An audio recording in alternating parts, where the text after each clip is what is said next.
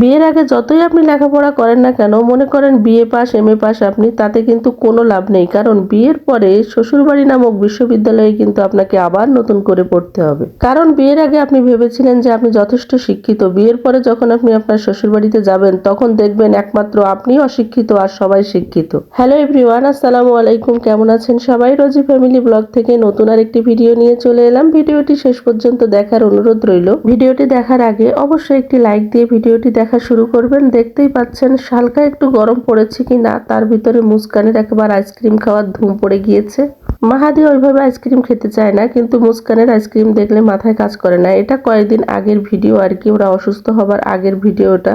তো রান্না করতে চলে এলাম। তো আজকে দেশি কই মাছ মানে হাওড় থেকে কই মাছ নিয়ে এসেছিল মিমের বাবা, হাওড়ের কই মাছ। তো এই কই মাছগুলো ভেজে আমি বেগুন আলু দিয়ে রান্না করব।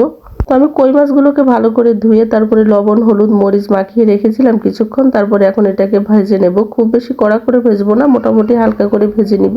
একেবারে কাঁচা মাছ দেওয়ার চাইতে মানে ফ্রিজে কিছুদিন থাকলে তো একটু ভেজে নিয়ে তরকারিতে দিলে কিন্তু স্বাদটা ভালো থাকে। আর ফ্রিজে যদি বেশি দিন থাকে, যদি এমনটা মনে হয় যে মাছটা একটু গন্ধ হয়ে গিয়েছে, তো অবশ্যই একটু গরম পানি দিয়ে লবণ দিয়ে কিছুক্ষণ ভিজিয়ে রেখে দিলে কিন্তু মাছের আর কোনো গন্ধই থাকে না।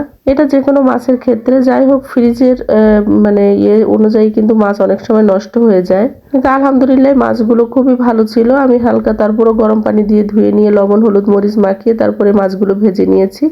এখন আমি এই যে বেগুনটা রান্না করে নিব আর কি, তার জন্য এই যে পেঁয়াজ রসুন দিয়ে দিয়েছি সবকিছু একসাথে আদা বাটা করে। যেহেতু বেগুন হতে খুব বেশি সময় লাগে না, তার আগে আমি আলুটা ভালো করে কষিয়ে নেব আর কি। এই মশলার সাথে মশলাও কষে যাবে, আলুটাও ভালো করে কষে যাবে। এইভাবে বেগুন আলু রান্না করলে কিন্তু খুব বেশি স্বাদ হয়। মানে কষিয়ে রান্না করলে একরকম স্বাদ হয়, তারপরে সবকিছু মশলা কষিয়ে পানি দিয়ে দিলে তার ভিতরে উতরাই গেলে বেগুন দিলে সেটাও কিন্তু আলাদা স্বাদ হয়।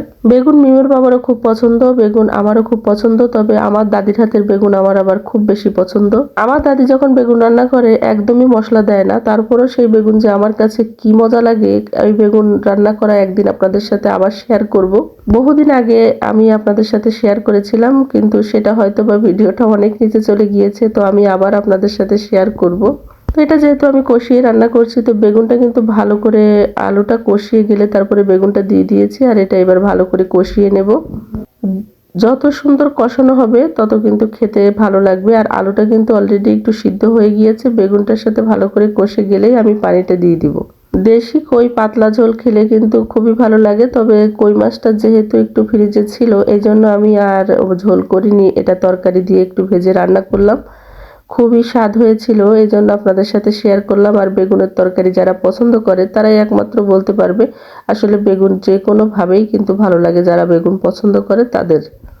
বেগুন দিয়ে শুটকির তরকারি, তারপরে বেগুন দিয়ে সিলেটে দেখেছি তেল ছাড়া শুটকির শিরা রান্না করে, সেটাও কিন্তু অসাধারণ স্বাদ হয়। কষানো কিন্তু আমার হয়ে গিয়েছে, এর ভিতরে কিন্তু আমি উতরানো পানি দিয়ে দিয়েছি। এবার পানিটা ভালো করে উতরে গেলে এর ভিতরে আমি মাছগুলো দিয়ে দেবো। এটা রান্না হতে খুব বেশি সময় লাগবে না, কারণ বেগুনটাও অলরেডি গলে গিয়েছে, আলুটাও গলে গিয়েছে। তো আমি কই মাছগুলো দিয়ে দিয়েছি কিন্তু, আর এটা খুব বেশি সময় লাগবে না, অলরেডি তরকারিটা হয়ে গিয়েছে আমার। ভিডিওটি কোথাও কোনো অংশ যদি ভালো লেগে থাকে তো লাইক কমেন্ট শেয়ার করে আমার পেজের পাশে থাকবেন। আমার একটা ইউটিউব চ্যানেল আছে, চাইলে ভিজিট করে আসতে পারেন। আজকে এই পর্যন্তই, ভালো থাকবেন সবাই, আল্লাহ হাফেজ।